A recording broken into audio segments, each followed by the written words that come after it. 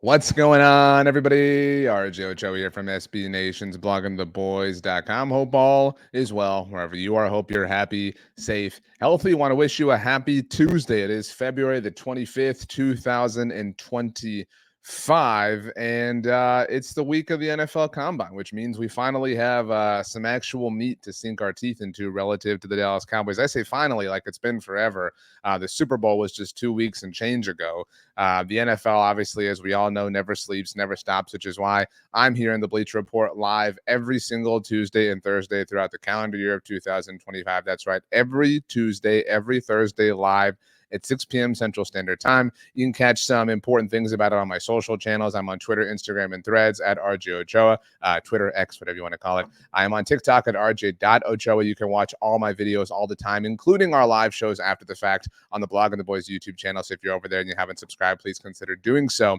As I mentioned, it is NFL Combine week, and we have a lot of things to get to relative to the Cowboys. So let's go ahead and dive into it. Now, this is going to become the theme, I think, not just of our conversation here today, but of the offseason at large for the Cowboys. I don't mean to make Stephen Jones look a little stunned, a little dumbfounded, but that's just where the moment was when I paused it. So in case you haven't seen, I actually got to give Stephen Jones some credit because I didn't think he had it in him. Stephen Jones came up with a buzzword and a buzz phrase relative to the Dallas Cowboys, something that generally only his father has been capable of doing. We've all heard circumcise the mosquito, glory hole. We've all heard all the Jerry Jones isms. Stephen Jones hasn't really had any. He did have one a couple of weeks ago that wasn't very good, and it wasn't even really a word or a phrase. It was more of a mannerism when he did the air quotes talking about the drought. So Stephen rebounded well in terms of going viral. So Stephen was asked, and shout out to John Machado, the Athletic friend of the show, for this tweet. Stephen was asked about the Cowboys offseason plan, and this all will get kind of sorted out chronologically as we discuss this. This happened on Monday. The quote you're looking at was from Monday, February the 24th. Stephen Jones said the Cowboys will be selectively aggressive. Now, I don't know if John should have put these in quotes and meant them in an air quote sort of way, but the irony behind it is funny. Now, the selectively aggressive thing, again, is, I think, going to be like if I know that DVDs don't exist anymore, but if there was a DVD for the 2024 Dallas Cowboys offseason, the cover and the name of it would have been All In, right? Like that kind of goes without saying. So the cover, the name for 2025's offseason is certainly selectively aggressive. Now, Steven mentioned a number of ways in which the Cowboys can go about building their roster, go about doing different things. And shout out to the Fort Worth Star Telegram's Nick Harris for noting that Steven brought up of his own volition trading for veteran players. Of course, we gave the Cowboys big bouquets of flowers a couple of years ago when they traded for Brandon Cooks, for Stephon Gilmore. And to spite us, they never did that ever again, except until they traded for Trey Lance and Jonathan Mingo, which were some panic moves to say the least. Now, selectively aggressive is an ambiguous term, much like Jerry Jones tried to convince us that all in was. And I kind of get what Steven's talking about here because the pushback to be aggressive is always you got to be responsible. You got to be financially straight. You can't get in over your skis. You can't go all the way. You still got to do this. You still got to pay your guys. There's only so much pie. And that has always been our standpoint. That has always been our mantra. And when I say our, I speak for the collective intelligent Cowboys fandom, right? There are people who say things. Those people just live on Facebook, right? But there are people who understand the realities of the situation. And none of us are saying, go trade for Myles Garrett and go sign, I don't know, Kirk Cousins or whatever, right? Like, we're not saying these stupid things. What we're saying is get ahead of things. What we're saying is be smart. What we're saying is do these things that you don't have to be an NFL front office wizard to understand. You just have to be intelligent or be a content creator. Like, shout out to my guy, Jeff Kavanaugh from DLS Sports. This is kind of what we're talking about here. Let me get this. There we go. So it's a tweet from Kavanaugh on Tuesday. And this is the spirit of the point that we want Stephen Jones to understand. Jeff's tweet is perfect. It should be completely and totally understood by anybody and everybody who is a fan of the NFL. And it reads verbatim: you should get every single, no doubt, kick-ass player extended after his third year. If you don't, you're just bad at economics. Now, I did want to highlight one of the comments that I saw when I was pulling this for you. Here it is from Dallas Dundarian. I hope I'm pronouncing that correctly. There are 13-year-old Madden players that grasp this concept. better than the owners of the Dallas Cowboys. I completely agree with this. All right. Now, again, Madden players, video game players in general are really smart. I don't think that there's a real reputation for that. It's just, oh, they play video games, whatever, blah, blah. But think about like Football Manager, the Premier League, the soccer video game. I know it's not quite a video game, but you get my point, the simulator game. Like, you have to understand the inner workings of the way this all happens and operates to be able to execute it successfully, to be able to have success in your video game. And again, this point is understood, and I'll explain why. You should get every single, no doubt, kick-ass player extended after his third year. If you don't, you're just bad at economics. We talk about how the Cowboys and Jerry Jones and how they're wonderful and how they're amazing at business and blah, blah, blah.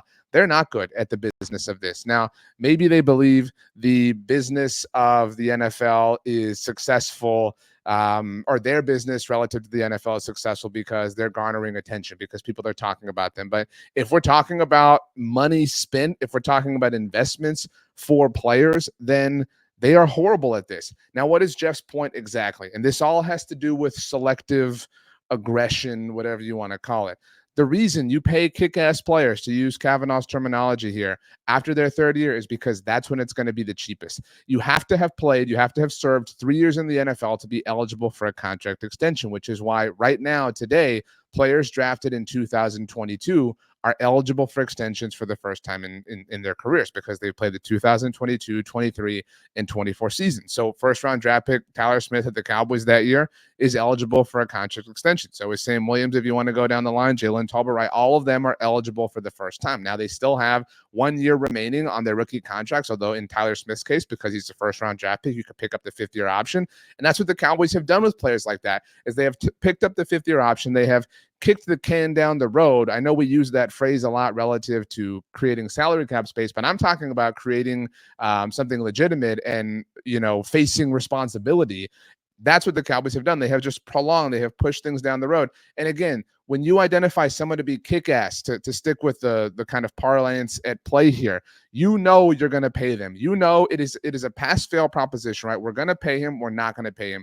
And if you're not going to pay him, then you don't pay him. And you live with the consequences, because you made that decision of objective mindset, theoretically speaking. But if you decide this player is kick-ass, we want them around, we want to keep them around, we want them around for the long term, then you pay them right away. You don't wait until the end, because circumstances change, leverage moves around, they get more leverage, the market changes. You can't predict how another team is going to pay somebody at that exact same position and elevate the price. So you do it now. You understand that you're going to have to pay a premium, because that's the way these things tend to go. You bite the bullet, and then you're able to spread the cap money and the cap magic around, because you have those 2 extra years along with their fifth-year option to play around with. But no, the Cowboys decide to drag their feet. And think about this for a second. I'm talking about first-round picks. If you aren't familiar with that kind of mechanism, then I know it can be a bit confusing at first, but I assume that most of you are. Now, that being said, all right, we think about first-round draft picks and signing them to an extension after their third year in the NFL.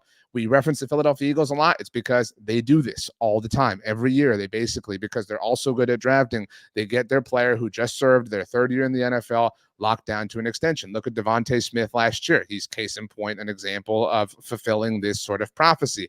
The Cowboys have not done this with a first-round draft pick since their 2016 first-round pick in Ezekiel Elliott. No, I'm not kidding. I'm being completely serious. The last time the Cowboys took care of a kick-ass player after their third year served in the NFL was Ezekiel Elliott, when they paid him after his third season, which was 2018. Zeke played 2016, 2017, 2018. All right, so they paid him in 2019, but even Zeke is kind of a poor example here, because Zeke held out into training camp and forced the issue. So the Cowboys paying a running back all the money they did Zeke, again, I'm not here to defend that move, but even if you were going to do that, the best way to do it, as mentioned, was as early as possible. So when the new league year hit in 2019, the Cowboys should have said then, all right, we've established he's a kick-ass dude, so we're going to pay him right here at the beginning of 2019. No, they didn't. They dragged it on. He held out in the training camp, Zeke who, and all that crap, and they paid him in the 11th hour when he had as much leverage as he could have possibly had. 2020, their first round pick was CeeDee Lamb. So the first opportunity, 2020, goodness gracious, but 2017, Taco Charlton obviously didn't even get to the point of an extension. 2018, Leighton Vander Esch. They not only didn't pay Leighton Vander Esch after his third year, and that was debatable, but they let him play out his fifth year option and then brought him back for a sixth year on a 1 year deal. 2019, they didn't have a first round draft pick because of Amari Cooper. That took us to 2020, where I tried to jump ahead a moment ago. 2020, their first round pick was CeeDee Lamb. CeeDee Lamb was amazing in 2020, 2021, and 2022, right? And you would have thought that they would have said to themselves after the 2022 season, all right, kick ass dude, let's pay him now because the price is only going to go up. But no, they didn't. And like we just talked about a moment ago here, circumstances can change, variables can change. You can't predict the future. You have no idea what it's going to be. And what happened in 2023, the year in which the Cowboys could have paid CeeDee Lamb, he turned in quite literally the greatest individual season that any Dallas Cowboys wide receiver has ever had, created more leverage for himself, and they still didn't bite the bullet when it made sense to do so at the beginning of last season. They still let him hold out all the way through training camp, basically. So that took us, okay, you didn't get it done with CeeDee. Maybe you learned your lesson. Who was the next first-round draft pick in 2021? Oh, it was Micah Parsons. There's no question. If you had a question about CeeDee Lamb, I question you. But there's no question that Micah Parsons had established himself once again as a kick-ass dude, right? Somebody who you would want to pay right away. When was Micah's third year in the NFL? Well, he was a first-round draft pick in 2021. So 2022, 2023, that means they should have paid him in 2024. That was last year. We've been talking about this for a long time. The Cowboys, by dragging their feet with CeeDee Lamb and Dak Prescott, not only just made those situations completely worse for themselves financially and with every single variable that is normally or tangentially related, but they didn't pay attention to Micah Parsons. So he played his fourth year out, and now here he is. And last year, the pass rusher market wasn't really developing, but in the here and now, it could. In the here and now, Myles Garrett, Max Crosby, Trey Hendrickson, those are deals that could happen, that could change this calculus, that wouldn't even matter to you if you had taken care of this deal in the first moment that you possibly could. That is selective aggression. That is being selectively aggressive to say, okay, we're going to pay whoever it is a lot of money right now because we have determined, we have established that they are a kick-ass dude, to use Kavanaugh's terminology here a moment ago here, and we're going to take care of it now. We're going to be aggressive now. We're choosing, we're selecting to be aggressive in that particular sense. So you got to get the Micah thing done, and you've already done it less efficiently than you could have if you had done it a year ago. But here you are, and you're paying players, hypothetically speaking, that are eligible for the first time, and that's the draft class of 2022. I mentioned Tyler Smith. You should absolutely take care of a Tyler Smith deal, especially in a world now where Zach Martin has retired and you need kind of that stalwart, that cornerstone, that dude along your offensive line. Prove that this is going to work. Prove that you are going to be more selectively aggressive and pay Tyler Smith now. He has proven to be a kick-ass dude. I don't think there's a single one of you out there. I don't think there's a single person who works at the Star in Frisco who would say, yeah, Tyler Smith, we don't want him on this team in 3 years. We're good with just him playing 25 and 26, and then we'll say goodbye. No. And kudos to the Cowboys, because we all laughed at that pick and they already dunked on us for that. And we'll let you dunk on us again if it will make you feel better. But you have determined, you know, beyond a shadow of a doubt that Tyler Smith is going to be here for the next 4 or 5 years. So you might as well get the extension done now. That is a perfect example of being selectively aggressive, to use Stephen Jones's terminology. And let's not stop there, right? You got to take care of the Micah deal. You got to take care of the Tyler Smith deal. But you know how else you could be selectively aggressive? You know how else you could prove to us that you're starting to have a little bit of foresight and not just be reactive? You're starting to be a little bit more proactive relative to things like this. DaRon Bland. This is the first offseason in which DaRon Bland is eligible for a contract extension. So what should you do? You should pay him right now. Especially, like, that makes sense regardless, right? Like, even if I just ended the sentence there, it already makes sense. It is already selectively aggressive. But if we peel the layers of the onion back, why does it make sense even more so to get the DaRon Bland deal done now? Well, let's be straight up. DaRon Bland's not coming off of his best season. Obviously, it was a little bit injury riddled. There were all sorts of things. It was a down year for the Cowboys at large. So again, this is not only the cheapest the price will ever be, but it's kind of cheaper because of that. It's kind of a depressed value in that particular sense. It's how we've argued, and I've argued the Cowboys would have been wise to have paid Dak Prescott, who we haven't talked about a ton in this particular conversation, after the 2022 season, because they could have. They could have extended Dak Prescott at that moment in time, and it still would have been quarterback money. It still would have been the biggest contract in NFL history at the time, the way quarterback contracts always are. But you know what? Dak would have been coming off of the season in which he tied the NFL in interceptions. And the Cowboys, because they're stubborn or they're lazy at best, they decided, you know what? We're good. And Dak finished second in MVP voting and upped the leverage for himself all the more. So again, right now with DaRon Bland, instead of sitting back and saying, you know what? I'm not sure about DaRon Bland and we want to see him prove it. No, Get ahead of the curve, pay the money now. And if it doesn't work out, if he winds up not being amazing and never returning to the form that you saw from him 2 years ago, then oh well, it was still the right and the smart thing to do. It was still the best and most efficient way to go about it because you determined that you wanted that player around longer than his contract currently dictated. DaRon Bland is currently set to enter the final year of his rookie contract. Is it inconceivable, especially in a world where we don't know exactly what Trayvon Diggs is going to look like in 2025, that DaRon Bland could show up and be that dude again? And again, he still has leverage because of the way this works. It is a supply and demand proposition paying players in the NFL. And if the Cowboys don't want DaRon Bland, somebody else will, which means he has a point of leverage. We get this on a basic fundamental level, right?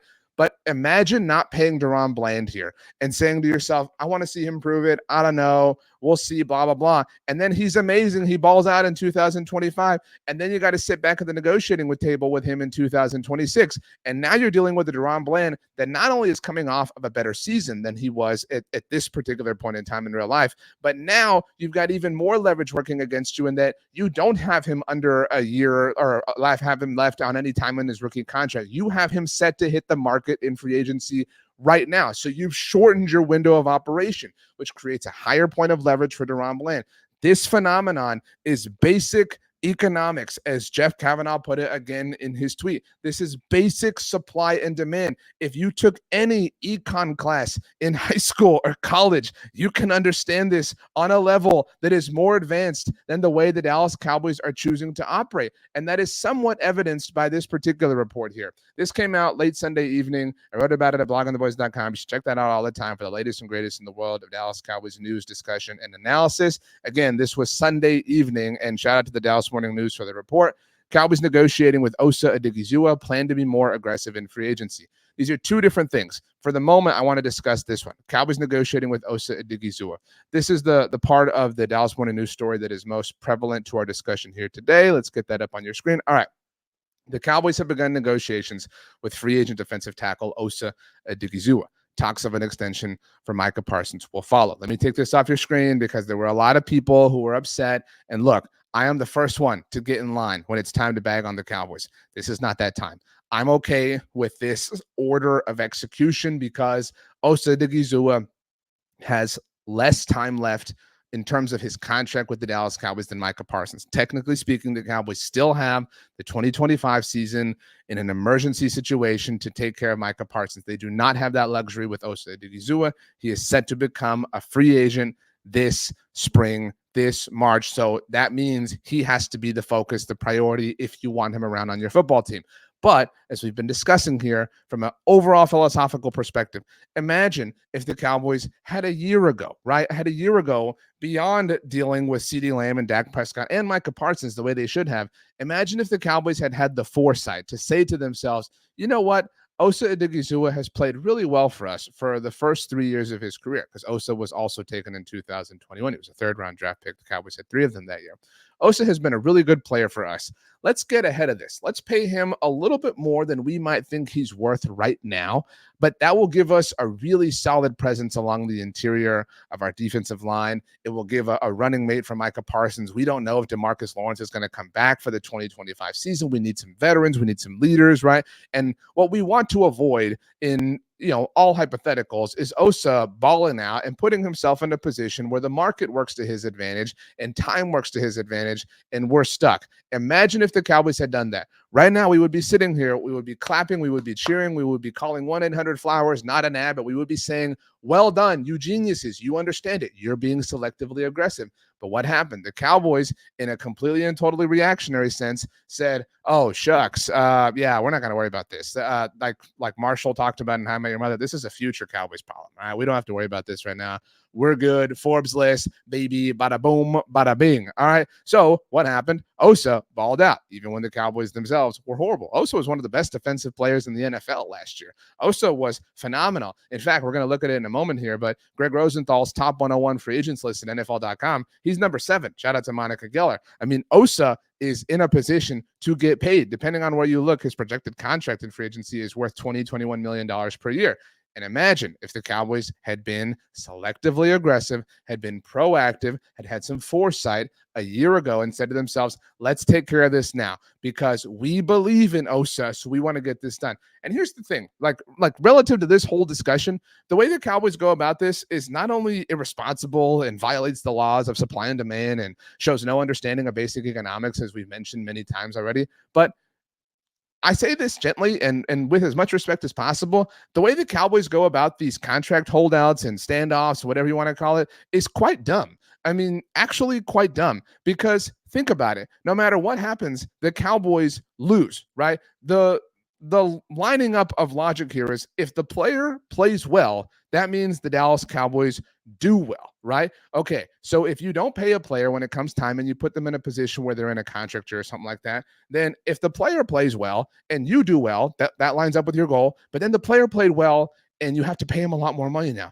Okay, great. Well, what about the other side of the coin? Well, if the player doesn't play well, then you don't play well. Yes, he's cheap and we can sign him. Why do you want to sign him if he didn't play well? You get what I'm saying? Like they have violating interests with these things and they don't seem to understand or care about this. I have to believe it's the latter because nobody is this small-minded to not be able to look. I'm not some genius here that is unveiling something and giving you a peek behind the curtain of logic that casual human beings don't have. No, this is basic fundamental logic. This isn't advanced level thinking on any kind of level. And yet still the Dallas Cowboys say to themselves, all right, well, we hope he plays well because that means we will do well as a franchise and as a football team. Awesome. Oh, crap. He played well. Now we have to pay well. And that really sucks. Like, are they telling themselves, like, when they choose not to pay a player, are they up there, in their suite and they're like, hell yeah, dude. You see that interception he threw? That's $2 million less. We are winning. We are on fire. No, because nobody would do that because that's insanely dumb. So be selectively aggressive with these kinds of things. There's a lot of work to do, Dallas Cowboys front office, because you have put it off. You are here in 2025, and I bet you're overwhelmed. I bet you are feeling a flood of emotions because you have a number of contract situations to take care of. But here's the thing. Here's the cold, hard truth, because we all have to hear that sometimes in life. So I'm talking to you, Dallas Cowboys front office. If you had been responsible, if you had some foresight, if you had been proactive, if, Stephen Jones, you had maintained a disposition of selective aggression in the past and didn't have to drum it up right now like it's some brand new phenomenon that you've never thought of, you wouldn't be in this boat. You wouldn't be in this situation because if you were selectively aggressive, you would have taken care of Micah Parsons after his third year of service in the NFL, which was last year. If you had been selectively aggressive with Osa Digizua and been willing to take a positive gamble, and again, if that player played well, it would have looked good for you and you would have been a genius here. You would have paid him after his third year of service in the NFL, which was last year. You would not be dealing with these immediately large cap ramifications of CeeDee Lamb and Dak Prescott because you would have taken care of those deals after the 2022 season, which was 2 years ago. If you had done those things, then right now you would look like the Philadelphia Eagles roster, even though they have paid players market rate at the time, like Jalen Hurts and A.J. Brown and Devontae Smith and Saquon Barkley. Because they do those things as soon as possible, other contracts follow, and the market rate continues to go up and up and up. Do I have to explain to you, Dallas Cowboys, that you are a team in the NFL, which is generating billions of dollars like every single second? So the salary cap is going to go up and up and up and up. Oh no, we're going to have so much dead money in 2029. Dude, the salary cap is going to be like $9 trillion in 2029. Quit sweating it. Quit acting like you're pinching pennies and looking for coins in your couch. That is not the way that this is working. You need to adopt a mindset of selective aggression, but you have to take care of the past, the present, and the future. That means this offseason, if you're looking for a to-do list, it's take care of Micah Parsons, take care of Osa Digizua, get ahead on Tyler Smith, get ahead on Deron Bland. And you know what? You got to do all those things before free agency starts so you can create some salary cap space by yourself. And again, a couple of contract, swishes and swashes, taking care of CeeDee Lamb and Dak Prescott restructures. And then when free agency starts, you can go to work because the work does not stop. That's the difference between you and your counterpart in the city of brotherly love. They do not rest. They work all the time. They don't go on vacations. They're like Dwight Schrute. They don't get sick. They, every single moment of every single day, are doing everything they can to make sure they put the best football team on the field, and the results bear it out. They have 2 Super Bowl wins in the last decade to be very proud of, and you have nothing. You have absolutely nothing. So yeah, you got to do a lot of work right now. You have put it all off. It's the 11th hour. It's crunch time. You got 9 assignments due at midnight. Chug a Red Bull, get a Monster, put on a pot of coffee, whatever you got to do. Put your big boy pants on and get to work. I don't want to hear, we don't want to hear that you're going to be selectively aggressive. It's a very difficult thing to say over and over and over again. So I apologize to all of you. What we want to hear you say is that selective aggression is the bare minimum. It should not be this revelation to you that you are now going to start to be selectively aggressive. No, man, you got to be that way all the time. That's normal. That's like going to the tee box and saying, you know what, I think I'm going to hit driver today. No, put the 3-wood up. Let the big dog eat. You got to go for this thing. This isn't even like a go for it situation. This is just like a normal par 4. There's no water. There's no hazards. There's no anything. The fairway is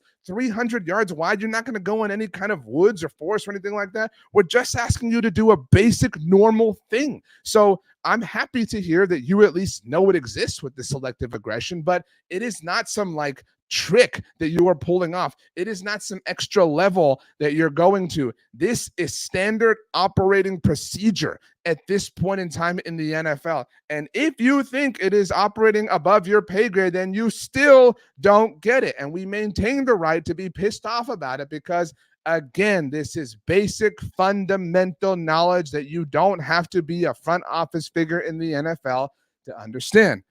I digress. Now, I mentioned we're going to get to in a little bit the top 101 free agency list from Greg Rosenthal over at NFL Media. Again, this is a really cool list that Greg does every year. It's kind of a sign that the offseason is fully upon us. These are the top 101 free agents as he sees them. You will see the Dallas Cowboys defensive tackle Osa Odighizuwa is here. Cowboys actually have, he's number 7. Cowboys actually have 5 players listed overall. And I promise there's a point that I'm building here with this, but I want to show you all of them. Next on the list, and by the way, Zach Martin certainly would have been here if he hadn't announced that he was going to be retiring.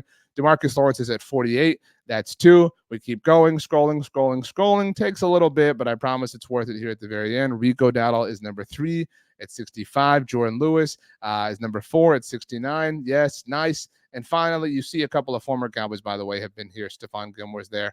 Tyron Smith is way down here. But number 5 for the Dallas Cowboys is Chauncey Golston at 91. And I bring this up to tell you that there are 5 players here on the Dallas Cowboys in the top 101 free agency list. You can make an argument that the Cowboys should bring all of them back. But you want to be selectively aggressive, Stephen Jones? You want to prove to us that you're being a little bit different, that you're taking this seriously, that this isn't just some side gig for you that you kind of do when you're bored or whatever?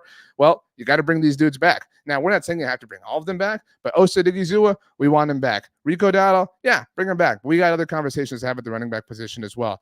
DeMarcus Lawrence, if he wants to, he's coming back. Jordan Lewis, hell yeah. Don't even have to debate this situation. Chauncey Golston had an amazing year, I think an underrated year, and somebody's going to be really lucky if they ultimately wind up with him. But you can't keep everybody. We understand that. Now, that being said, I told you there were 5 players on this list for the Dallas Cowboys in 2025.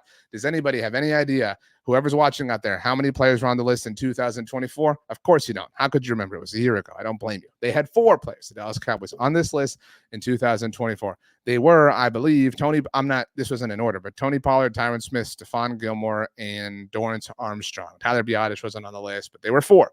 And you know, because I said the names, that all 4 of them got away. The Cowboys let all 4 go somewhere else in free agency last year. You can't do nothing in terms of your own free agents and then do nothing in terms of external free agency and then get to the NFL draft and go, crap,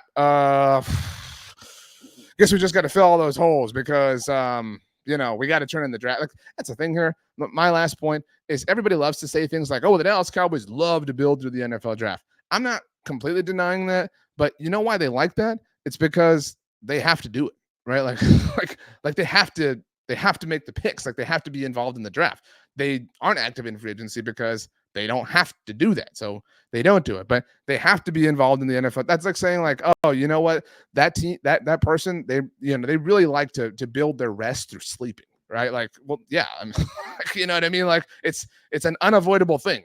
They just, I'm not going to give them credit for liking because they have to do it. So Yeah, that's my spiel. All right. So this was a fun conversation for me. I hope it was for you. If you like the things that I do and create and talk about, you can hit me up on social media. I'm on X, Instagram, Threads at RJ Ochoa. Like my Facebook page or search for RJ Ochoa. TikTok is RJ.Ochoa.